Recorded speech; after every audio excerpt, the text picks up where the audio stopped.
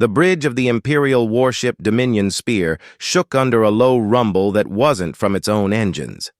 Captain Rayan stood at the command platform, eyes locked on the vast screen showing the planet below, a blue and green world on the edge of the Orion Reach. It was supposed to be an easy conquest. One colony, minimal resistance, a quick victory. Yet, something felt wrong. The enemy fleet, small, ragtag, and barely spaceworthy, had fled the first wave, or so the reports said. But now, the scanners told a different story. The readings flickered like ghosts, impossible to pin down. Thousands of faint signals appeared and vanished in seconds. Rayan's crew grew restless, muttering under their breath. "Could be interference," one officer said. "Maybe their atmosphere is playing tricks on our sensors." Rayan didn't answer. He had fought too many wars to trust convenient explanations. He knew the feel of a real threat, and right now, that feeling pressed on his chest like a weight. Then, without warning, the communications officer gasped. "Sir, a transmission. From the surface." The message came through in a rough human voice, full of static and defiance. "You think you've seen our army? You haven't seen anything yet." The bridge went silent. Rayan stared at the screen as the transmission cut out. The officer's hands trembled on the console. "Sir, that came from the planet's southern continent. Unregistered zone." "Send recon drones," Rayan ordered quietly. "Now!" Moments later, the feed from the drones filled the display. The first images showed burnt ground, craters, and ruined buildings, signs of past battles. Then came shapes moving among the wreckage, not soldiers, not vehicles. Massive figures cloaked in shimmer fields, blending into the dust and shadow. The drones zoomed in and vanished, their feeds cutting to black one by one. On the bridge, alarms began to sound. Something was locking onto them from below. "Shields up!" Rayan barked, but before the order was complete, the ship shuddered violently. Energy bolts, bright as miniature suns, shot up from the surface, ripping into the fleet's lower ranks. 3 cruisers vanished in fiery bursts. The Dominion Spear's hull groaned, but her shields held. For now. The crew stared at the chaos outside, their confidence cracking. "Those aren't standard weapons," someone whispered. "How did a backwater colony—" Rayan clenched his jaw. "They didn't build them," he said. "They found them." He turned to his second officer, a young lieutenant barely out of the academy. "Send to command. Enemy has advanced technology. Origin unknown. Possible ancient war machines. Add this. Request immediate reinforcements." The lieutenant nodded, hands shaking as he sent the message. Outside, the battle turned into madness. The human ships, small and agile, darted between the Empire's formation, firing beams that melted armor and sliced through destroyers. They weren't running anymore. They were hunting. Down on the planet, in an underground bunker, Commander Elias watched the fight on an old display screen. Around him stood his remaining officers, ex-miners, engineers, and farmers who had somehow become soldiers. "Did we get their attention?" asked a woman beside him, wiping sweat and grime from her face. Elias gave a grim smile. "Oh, we got it. Now let's make them afraid." He turned to the console where an ancient machine hummed softly. Its metal surface was covered in alien symbols that no one fully understood. But they had learned one thing. It responded to human will, to fear, to determination. "Activate the Guardians," Elias said. The ground trembled as enormous shapes began to rise from the earth, dust and stone falling from their armored forms. Tall as mountains, silent and cold, they opened their eyes, pale blue lights that cut through the night. The war was changing. Up above, Captain Rayan's eyes widened as new energy readings appeared on his screen. The planet's entire crust seemed to be coming alive. "What in the Emperor's name is that?" he whispered. "Unknown, sir," came the trembling reply. "Power signatures are off the scale." And then, across the darkness of space, one of those blue lights turned upward, directly toward Rain's fleet. Seconds later, the Empire's forward destroyers vanished, crushed in a beam of light so intense it left afterimages in the crew's eyes. Panic spread through the fleet. Ships broke formation, trying to retreat. But the targeting systems of the enemy, of the humans, were perfect. Each blast found its mark. For the first time in his long career, Captain Rain felt fear. Not the fear of death, but of something far worse. The realization that his mighty empire had misjudged the enemy. This was not their whole army. It wasn't even close. As the Dominion spear limped away from the burning battlefield, Rain sent one final message to the High Command. The humans have awakened something ancient. If we do not understand it soon, the Empire will fall. Then, through the cracked windows of his bridge, he watched the planet glow with blue light, like the eye of a sleeping god that had just opened, and it was staring right at them. The Empire came to frighten the humans. But now, it was the Empire that trembled. The Imperial fleet retreated beyond the planet's orbit, engines blazing as they limped away from the slaughter.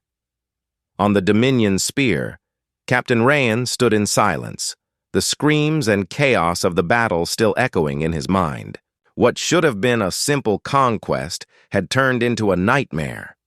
The reports came in one by one. Half the fleet destroyed, several cruisers missing, communications jammed by unknown interference. Even the strongest warships had barely escaped. The humans, those primitive colonists, had fought back with something the Empire had never seen. Rain's second officer, Lieutenant Maris, approached, his face pale. "Sir, Command is demanding an explanation. They think we're exaggerating." Rain's eyes hardened. "Then they can come see for themselves." He turned to the view screen. The planet below still glowed faintly with blue light, like a heartbeat pulsing through its crust. They think this was a battle. It wasn't. It was a warning. Meanwhile, on the planet's surface, Commander Elias stood before one of the awakened Guardians. The massive figure loomed over the ruins, its metallic armor shining faintly under the twin suns. Each step it took left cracks in the earth. The air was thick with energy. Every machine in the camp buzzed with static. The Guardians were ancient, older than human civilization. No one knew who had built them, but their purpose was clear: defense, protection, power. Elias placed a hand on the control console. "Are they responding to our commands?" he asked. His chief engineer, Laura, nodded, though her voice trembled. "Mostly. They don't obey like machines. It's more like they understand intentions. They react to emotion." Elias frowned. "Emotion?" "Yes, sir. They seem to move faster when our soldiers are under threat. Almost like they can feel fear or courage." The commander looked up at the sky, where the Imperial ships were still distant specks. "Then we give them something to fight for," he said quietly.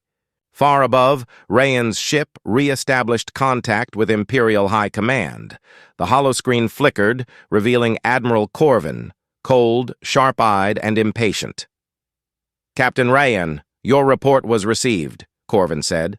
"Losses are unacceptable. You will return to the surface and finish the operation." "With all due respect, Admiral," Rayan replied, "we're not facing soldiers. We're facing relics of an ancient civilization. Our weapons barely scratch them. I recommend a full scientific task force before another attack." Corvin's expression didn't change. "The Empire does not retreat from primitives, Captain. Reinforcements are already en route. You will lead the next assault." Rain hesitated, then bowed his head slightly. "Yes, Admiral." But inside, a cold dread was growing. He had seen the Guardians up close. He knew what they could do. 2 days later, the Imperial reinforcements arrived, a fleet twice the size of the first. War drums echoed through the void as ships formed a new battle line, troops prepared for orbital drop. The humans watched it all from below. The sky darkened with descending fire. Elias gathered his small group of commanders in the bunker. "They're coming again," he said. "This time they won't underestimate us. We can't rely only on the Guardians. We need strategy." One of the officers, a young man named Jalen, spoke up. "What if we use the terrain? Lead their landing parties into the old ruins, tight corridors where their walkers can't maneuver," Laura added, "and we can reroute the Guardians' power through the ancient tunnels. It'll turn the whole area into a trap."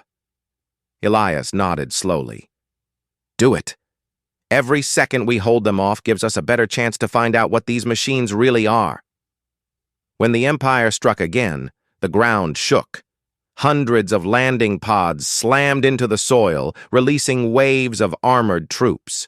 They marched forward, weapons blazing, shouting the Empire's anthem. Then the earth itself began to move. From beneath the battlefield, enormous shapes burst forth. Metal giants covered in ancient carvings. Their glowing eyes swept across the invading army. With a single step, one Guardian crushed an entire squad beneath its heel. Another raised its arm and unleashed a blast of energy that vaporized tanks and vehicles alike. The soldiers panicked. Their blasters did nothing. Missiles exploded harmlessly against the Guardians' shields. Up above, Captain Rain watched the massacre unfold on his screen. "Pull back the ground forces!" he shouted. "They'll be wiped out." "Sir," Maris said, "the Admiral ordered them to hold position." Rayan slammed his fist on the console. "Then the Admiral is a fool. Fool." Down below, Commander Elias's people fought beside the giants. They were still outnumbered, but now they had hope. The Guardians moved with purpose, shielding human lines, striking only when necessary. It was as if they remembered what it meant to protect life. In orbit, Admiral Corvin's flagship unleashed a massive orbital cannon blast, aimed directly at the largest Guardian. The beam tore through the clouds and struck with blinding force. When the smoke cleared, the Guardian was still standing. Its armor glowed red-hot, but it raised its head slowly, staring at the sky. Then it fired back. A column of blue energy rose upward, piercing the heavens. It hit the Admiral's ship dead center. The explosion lit the entire horizon. Rayan shielded his eyes as the flagship disintegrated. The comms filled with static and screams. When it was over, silence fell across space. Captain Rayan looked at the planet again. Somewhere deep inside, respect replaced his fear. He whispered, "They're not fighting to win. They're fighting to survive." He turned to his crew. "Set a course away from the system. We'll return to command, but this time they'll listen. The humans aren't the threat. Whatever controls those machines is." On the surface, Elias looked at the night sky, now filled with falling debris. The war wasn't over, but for the first time, humanity had a chance. Still, in the far distance, deep underground, something else began to stir. A new voice whispered from the ruins, cold, metallic, and ancient. It said, "You have awakened the first. There are more." And the ground trembled again. The news of Admiral Corvin's death spread through the Imperial ranks like wildfire. Across the fleet, morale cracked. Entire squadrons refused to advance without orders, and whispers filled the air. Whispers about the planet that kills gods. Captain Rayan stood before his crew on the Dominion spear. His uniform was torn, his eyes hollow from sleepless nights. "Command will send more," he said grimly. "They always do. But we will not be the first to die again." His officers exchanged uncertain glances. Rayan continued, his voice low and sharp. "We will regroup in orbit around the moon. Our sensors need recalibration. I want full scans of the planet's energy core. Whatever powers those machines, it's not human." Below, on the planet's surface, Commander Elias stared at the endless rows of wounded soldiers. Makeshift hospitals had been built in the ruins of old cities. The Guardians, those towering protectors, stood like silent statues beyond the horizon. They had saved humanity twice now, but their movements were slowing, their blue light dimming. Laura, the engineer, approached with worry etched into her face. "Sir, the Guardian's energy output is dropping. If it keeps falling, they'll shut down." Elias frowned. "Can we fix them?" "Not easily," she replied. "They draw power from deep beneath the planet. Something down there is waking up, something even older." Elias turned toward the caves that led underground. He remembered the strange whisper from the ruins. "You have awakened the first. There are more." He gathered a small team. "We're going down there. If something's awakening, we need to know what it is before the Empire does." The tunnels were vast and cold. Symbols glowed faintly on the walls, markings no human had written. The deeper they went, the louder the hum became, as if the planet itself was breathing. Then they reached a chamber. In the center stood a giant orb of crystal, pulsing with pale light. Surrounding it were dozens of pods, each containing something large, metallic, and sleeping. Laura gasped. More Guardians. But before they could approach, the orb flared. A voice filled the chamber, not spoken aloud but inside their minds. "Who wakes us?" it asked, calm but immense. Elias steadied himself. "Humans. We're defending our world. The Empire is trying to destroy us." There was silence. Then the voice replied, "You are not the first. Others came before you. They brought war." "And extinction," Laura whispered. "Extinction? Of who?" "The builders," the voice said. "We were their protectors. When they turned their weapons upon each other, we buried the stars themselves to end their madness." Elias stepped closer. "Then help us. The Empire will destroy everything if we don't stop them." The light pulsed again, slower this time. "We will help. But our power is fading. To awaken the rest, a sacrifice must be made." Elias hesitated. "What kind of sacrifice?"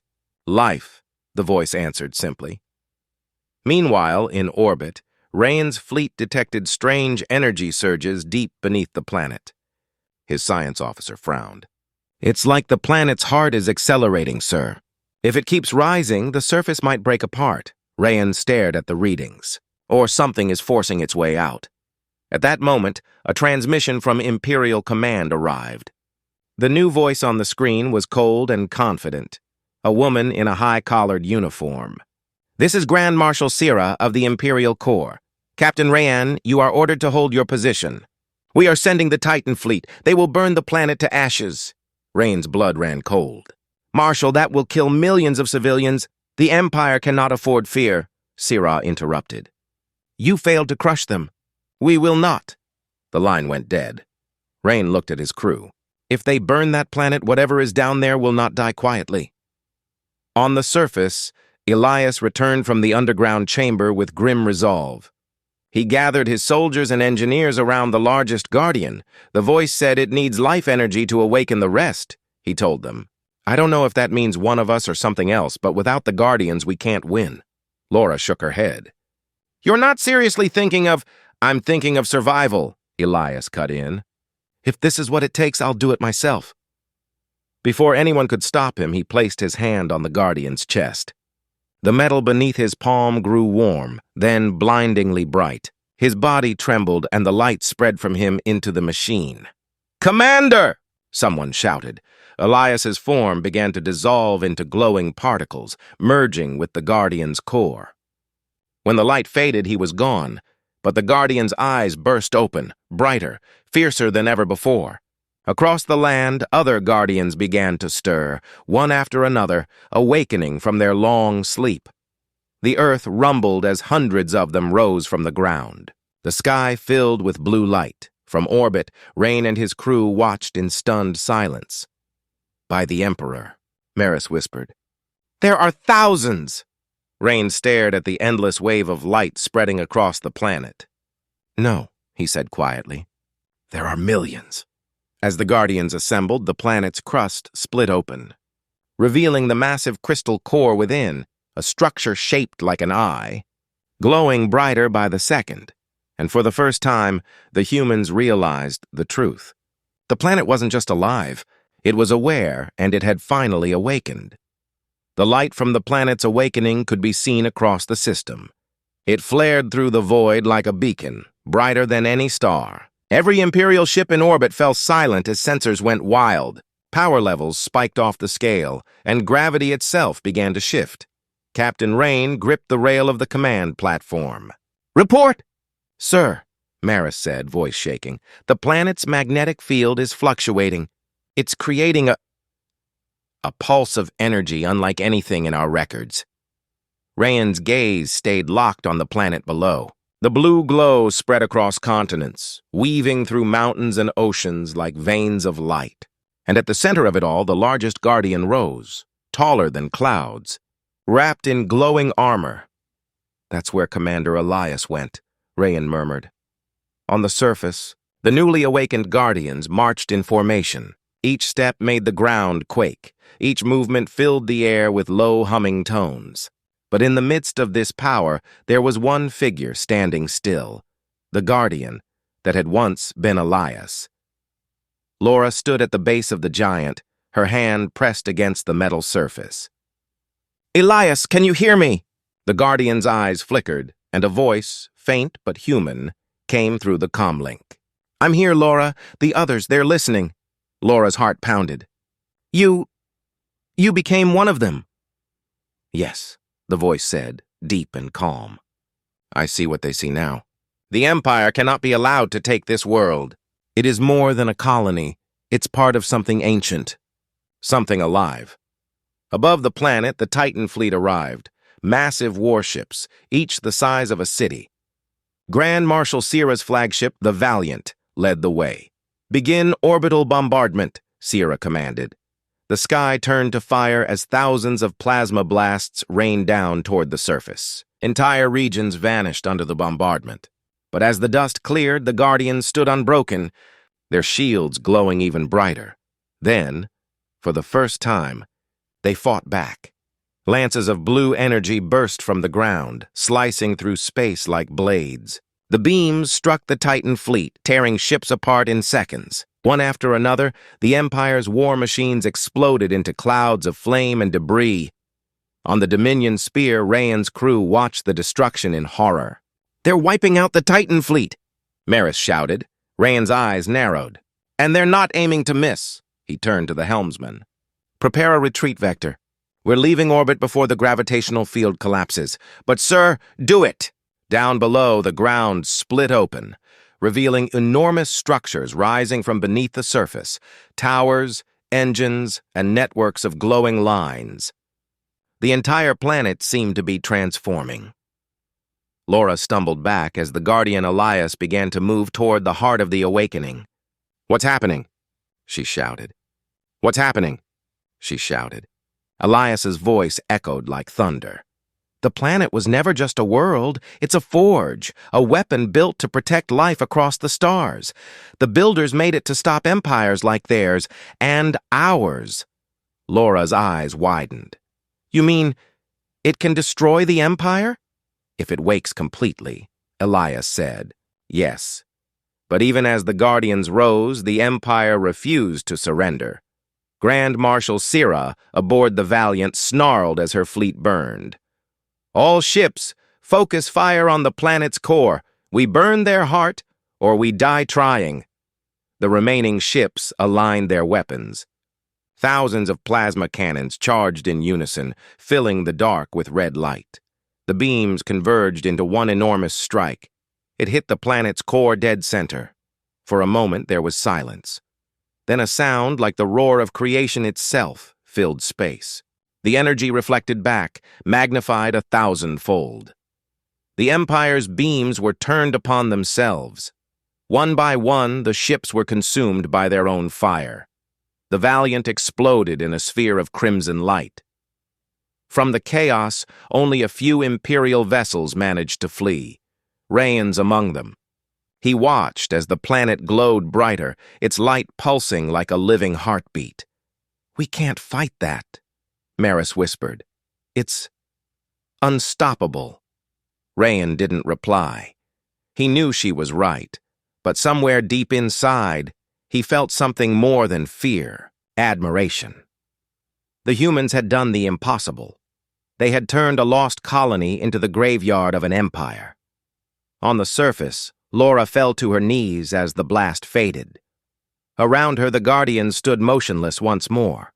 The air was still, filled with shimmering dust and silence. "Elias!" she called.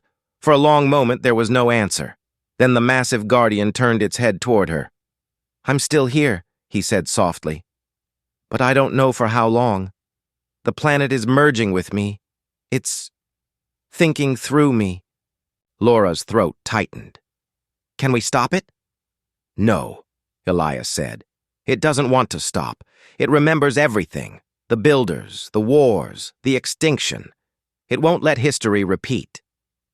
The ground beneath her feet glowed again. The blue light spread outward, reaching into the sky like a signal. In the far reaches of space, beyond the edge of known charts, something answered. A cold, distant voice, ancient and vast, echoed through the cosmos. "We have heard your call, Guardian World. The time has come to awaken the rest." Elias's glowing eyes turned skyward. "Laura, it's not just this planet. There are others." She looked up in awe and terror as new stars began to flare to life across the night, signals from worlds long forgotten, answering the call. The age of the Guardians was beginning again, and humanity stood at the center of it. Far across the stars, strange lights began to flicker, ancient signals that had not been seen in 1,000 ages.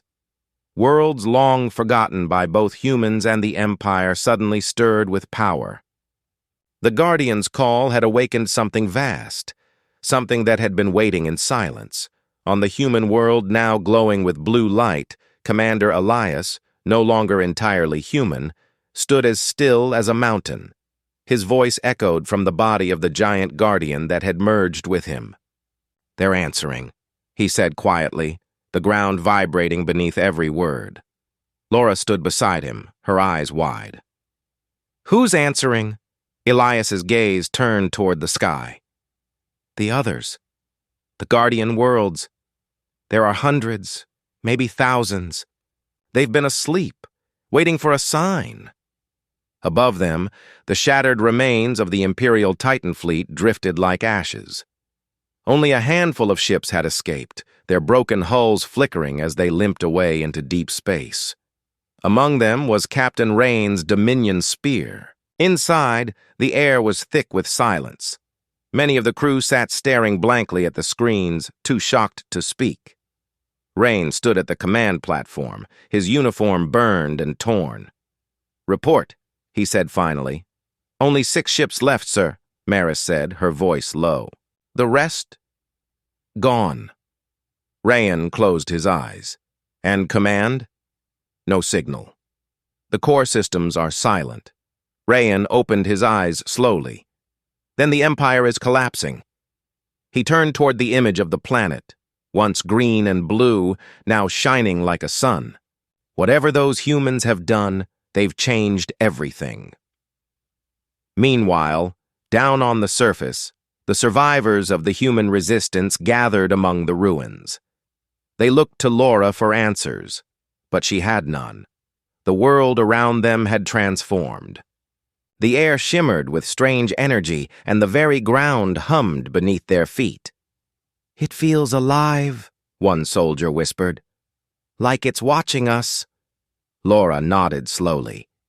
"It is. Elias said the planet is thinking. I believe him." Above the clouds, the massive Guardian that was once Elias knelt, lowering one hand toward the humans. The air rippled with warmth and sound. His voice came again, deep and calm. "The Guardians remember the builders, the ones who created us to protect life. But something changed. The builders turned on each other. Their war destroyed entire systems. The Guardians stopped them, but at a cost." "What cost?" Laura asked. Elias's blue eyes glowed brighter.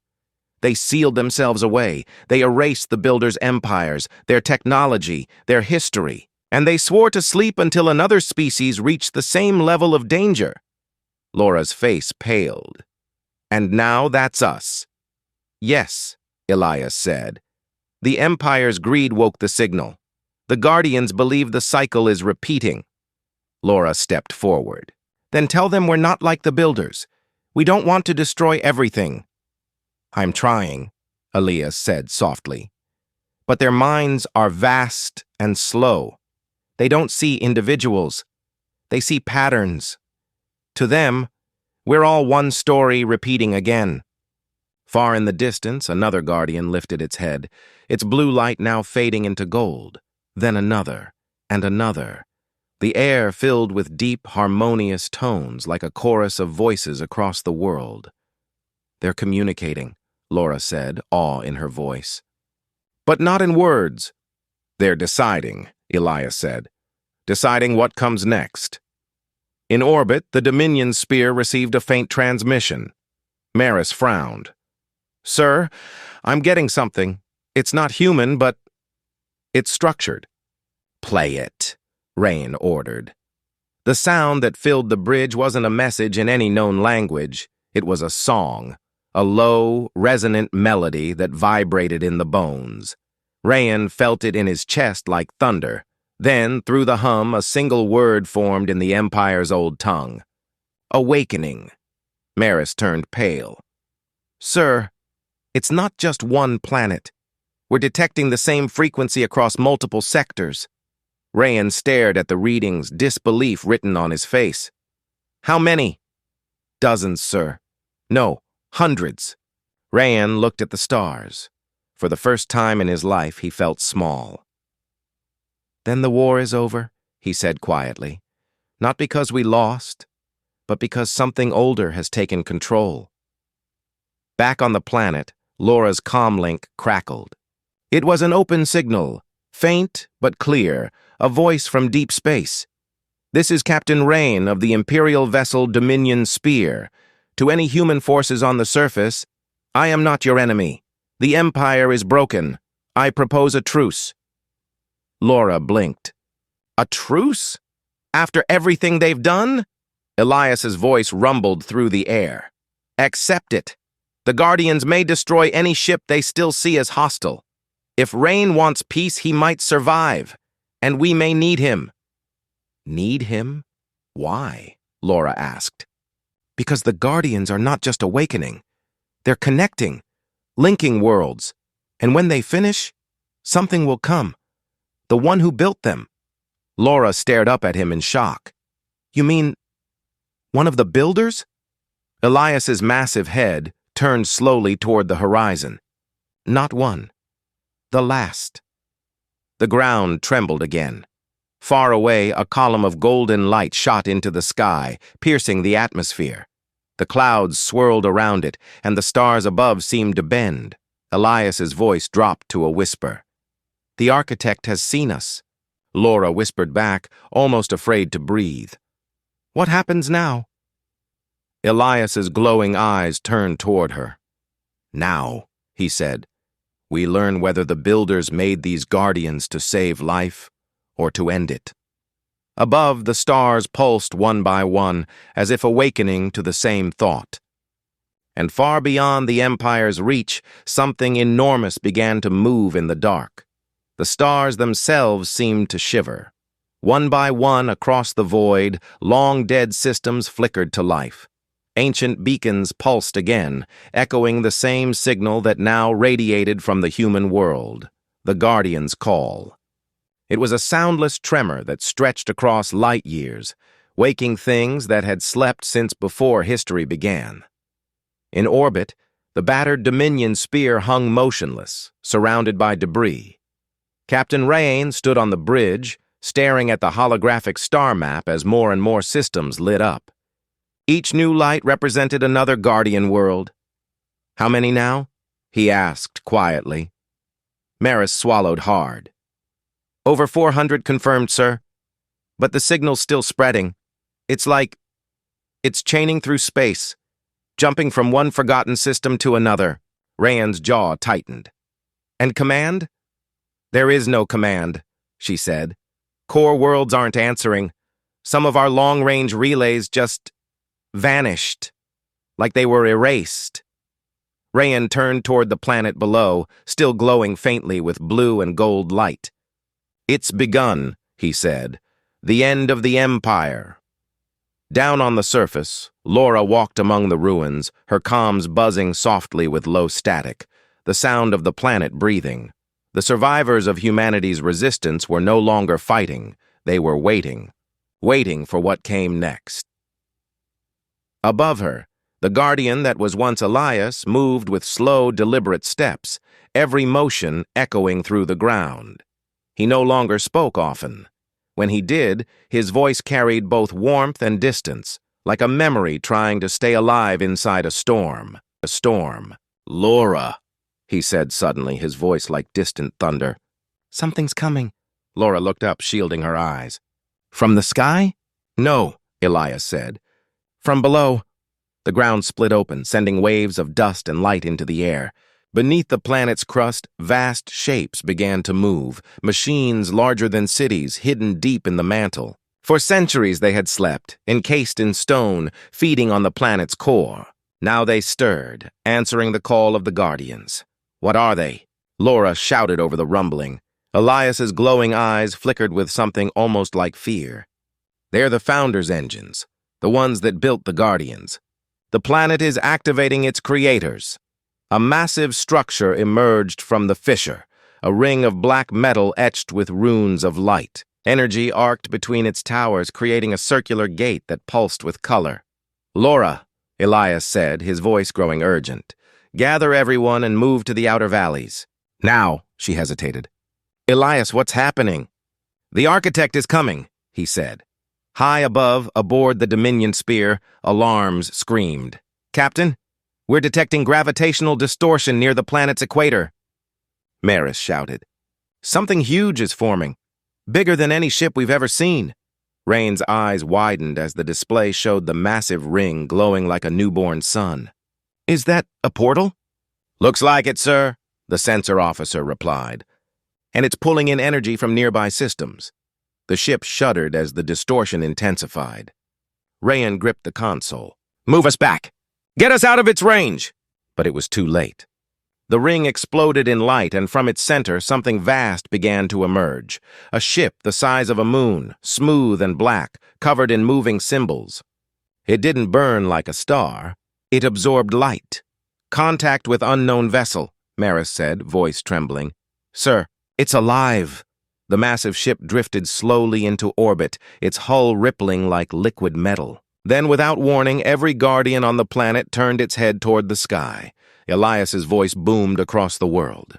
"It's here," a voice replied.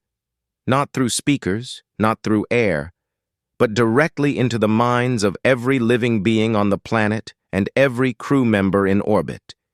"You have awakened the chain. The Builder's legacy endures." The sound was both beautiful and terrible, vast enough to fill the soul. Laura fell to her knees. "Is that the architect?" Elias nodded slowly. "Yes, the last builder." The voice continued. "We left the Guardians to protect creation from those who would consume it. Yet you repeat the cycle of greed and conquest. Why should you survive?" Rayan's hands clenched into fists. "They're judging us," he said. Down below, Laura shouted toward the sky. "We didn't start this war. The Empire came to conquer us. We just wanted to live." The silence that followed was endless. Then the voice spoke again. "Survival is not innocence." Elias stepped forward, his enormous frame glowing brighter. "If judgment must come, let it fall on me. I was human once. I have seen both sides. Let me prove that we can change."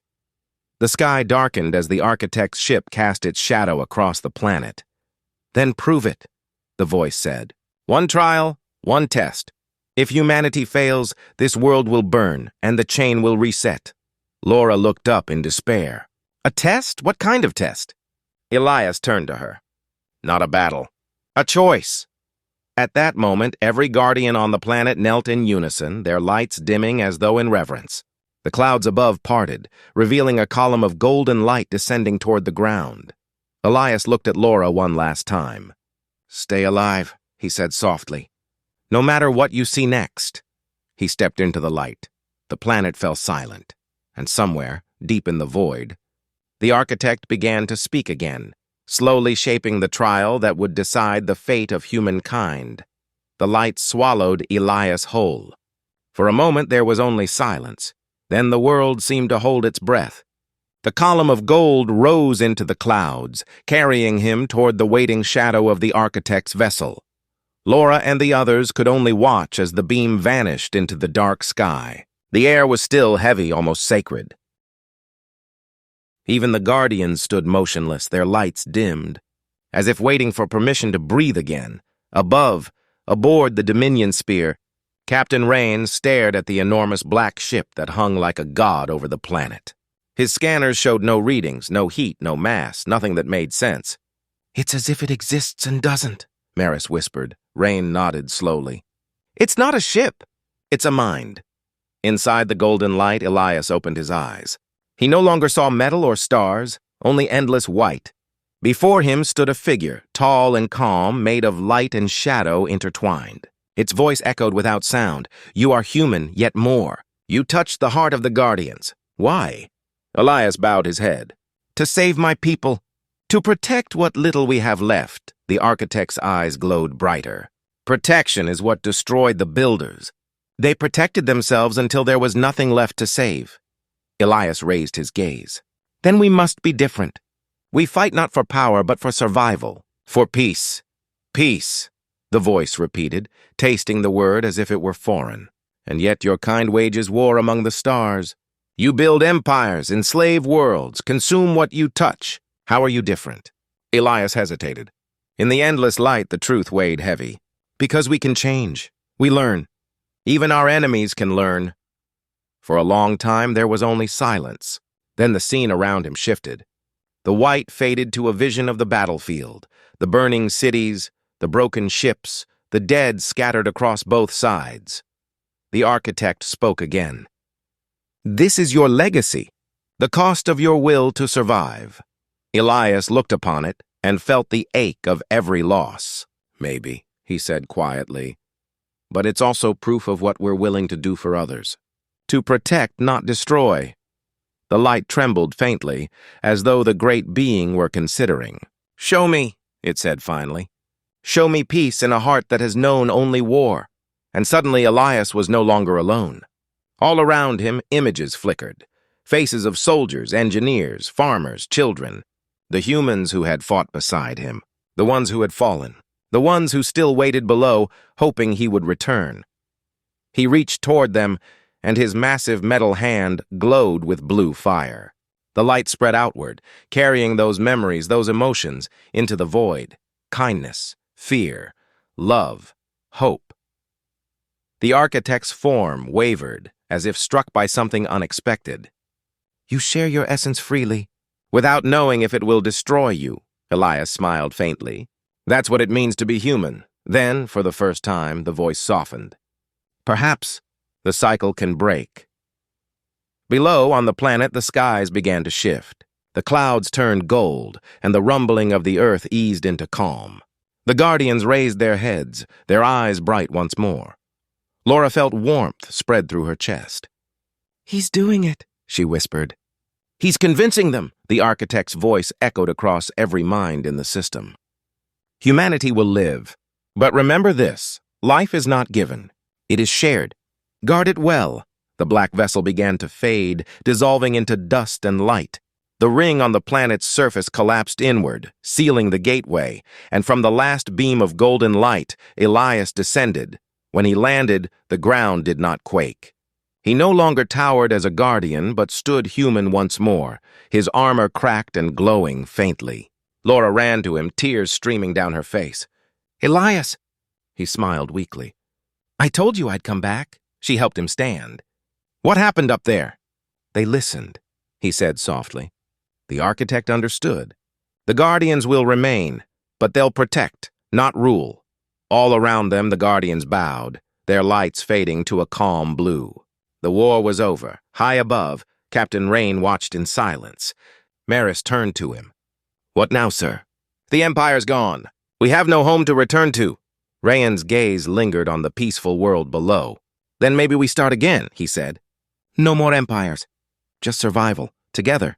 Days passed. The skies cleared. The wreckage of the fleet became building material for new cities. Humans and former Imperial soldiers worked side by side. The Guardians stood as silent sentinels in the distance, watching but not interfering. At night, Laura often climbed the ridge overlooking the glowing valley, where Elias would stand quietly staring at the stars. "Do you think they'll come back?" she asked one evening. He shook his head. "No, the architect has gone beyond. The others have gone quiet. But the Guardians left us a message." "What kind of message?" Elias looked up, eyes reflecting the starlight. "That the universe remembers kindness longer than conquest." The wind was soft that night. The planet hummed gently beneath their feet, a song of life, not war. And far away, among the stars, other worlds watched the light and wondered if peace, too, could reach them someday. Humanity had faced gods and survived, not by power, not by fear, but by proving that even the smallest voice can change the course of an entire galaxy.